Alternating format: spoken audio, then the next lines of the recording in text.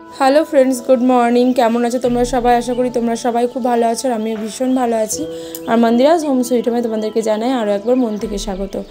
আজ হলো মঙ্গলবার আর সকাল বাজে 6:30। তো সকাল 6:30 থেকে আমি শুরু করছি আমার দিন তোমাদের সাথে। মা চলে যাচ্ছে, তো মার হচ্ছে 8:16-তে ট্রেন আছে কাশিমবাজার থেকে, তাই জন্য মা চলে গেল। আর কাশিমবাজারে তো আমার মামা শ্বশুরের বাড়ি, ওখান থেকে ওরা তুলে দেবে। মা যাচ্ছে কলকাতা, কারণ ছর্দি ভাইয়ের প্রচণ্ড জ্বর।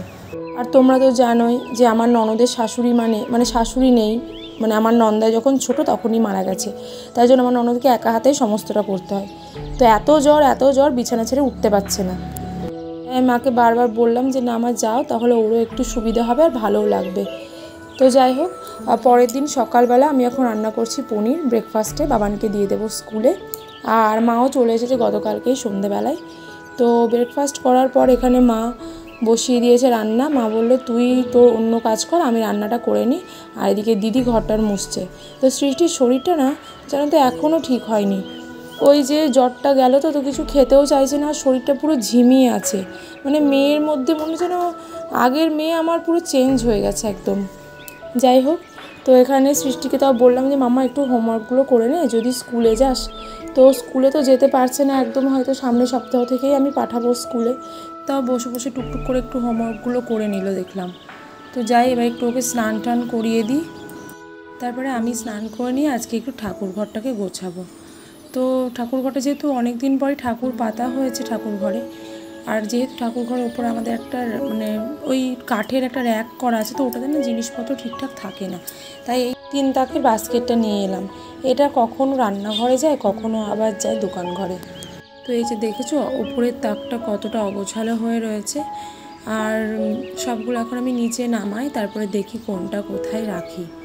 অনেক দিন থেকেই ভাবছিলাম জানো তো যে ঠাকুর ঘরটা একটুখানি গোছাবো, কিন্তু ওই যে সময় হয়ে ওঠে না। আজকে ভাবলাম যে না আজকে একটু গোছাতেই হবে। আর যেহেতু এই কটা দিন পুজো আমিই করব, মা নেই বাড়িতে, তাই জন্য একটু নিজের মতো করে গুছিয়ে নিই। আমার পুজোর দিনকে উপরে পেপার নিয়ে এসেছিলাম, তো পেপারগুলো ওপরেই রয়ে গেছে, তাই আর বারবার নিচে যেতে হবে না। আর আমার না বারবার ওঠানামাতেই কষ্ট। যখন ওপরে পুরোপুরি শিফট হয়ে যাবো তখন আমার জানা নেই যে আমি কি করব, কারণ আমাদের রান্নার ব্যবস্থা থাকবে নিচে, মানে আপাতত এইটুকুই আমি জানি। তো দেখো দেখতে দেখতে আমি গুছিয়েও ফেলছি। আর এই ঝোলাতে দেখি আগে কি আছে, তারপরে আস্তে আস্তে এগুলো গুছিয়ে নিয়ে তারপরে পুজোটা করব। স্নান টান তো কমপ্লিট হয়ে গেছে, ঠাকুর ঘরটাও দিদি মুছে দিয়েছে, তার সাথে পুজোর বাসনও ধুয়ে দিয়েছে।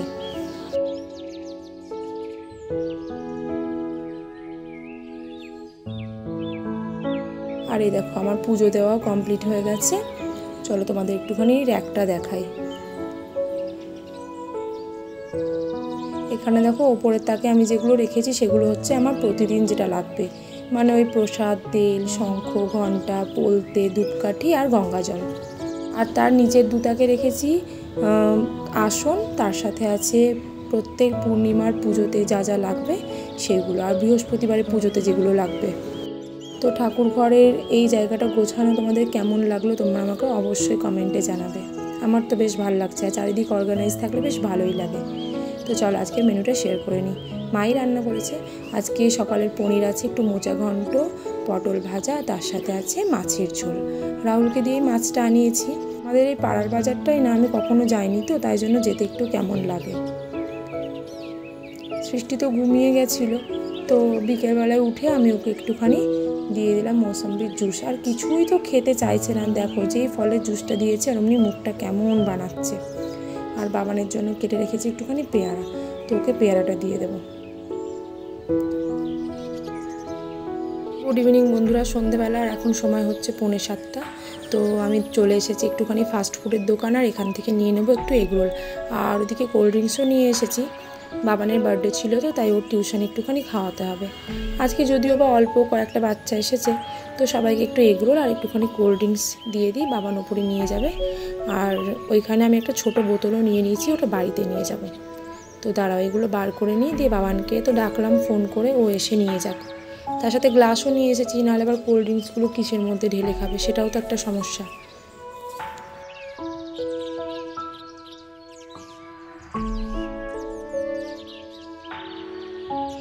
রাতে ডিনার তো আমাদের কমপ্লিট হয়ে গেছে, তারপরে কাপড় চোপড় ছেড়ে নিয়ে আমি একটুখানি রুটি বানাচ্ছি।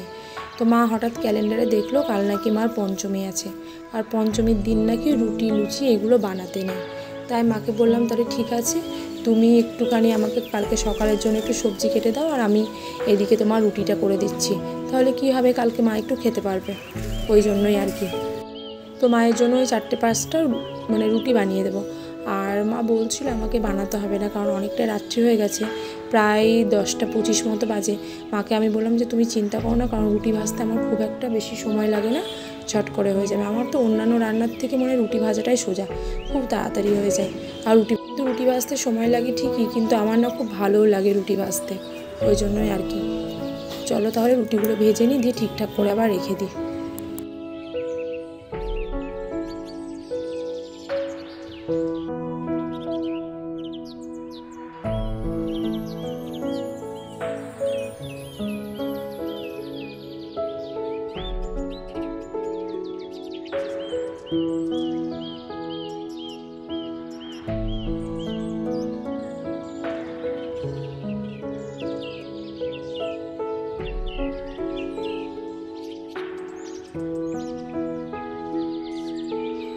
আমার রুটি ভাজা কমপ্লিট হয়ে গেছে, আর আমি দেখো রুটিগুলোকে পেপারে করে মুড়িয়ে একটা বাটির মধ্যে রেখে দেবো। হটপটটা আর খুঁজে পেলাম না কোথায় আছে, আর ঘুমও পেয়েছে প্রচণ্ড, কালকে তো সকালে আবার উঠতে হবে যেহেতু স্কুল আছে।